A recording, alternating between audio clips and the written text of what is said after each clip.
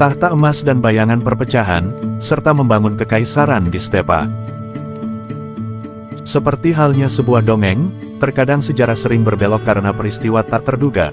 Pada saat itu, pasukan dari Batu Han bersiap untuk menyapu Austria, dan mungkin hingga menuju laut terakhir, atau yang saat itu disebut Laut Atlantik, ia mendapati kabar bahwa Ogedei Han wafat pada tahun 1241.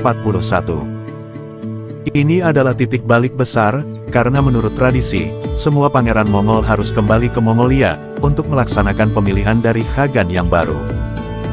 Batu dihadapkan oleh pilihan yang sulit, yaitu terus maju dan menentang adat, atau mundur dan mempertahankan legitimasi. Pada akhirnya Batu memilih pilihan kedua, mundur bukan karena kalah perang, tapi karena politik.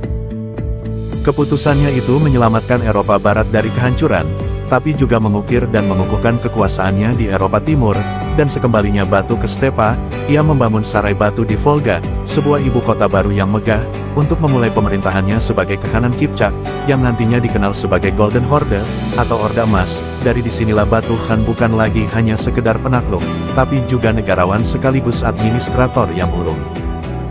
Pada masa awal pemerintahannya di Kekhanan Kipchak ditandai dengan toleransi yang pragmatis, Batu Han tidak memaksakan agama kepada rakyatnya, bahkan ia sendiri menganut ajaran Tengrisem, akan tetapi ia menghormati ajaran lain seperti Islam, Kristen, dan lain-lain. Yang ia minta adalah ketundukan dan pajak, karena stabilitas lebih berharga daripada perubahan.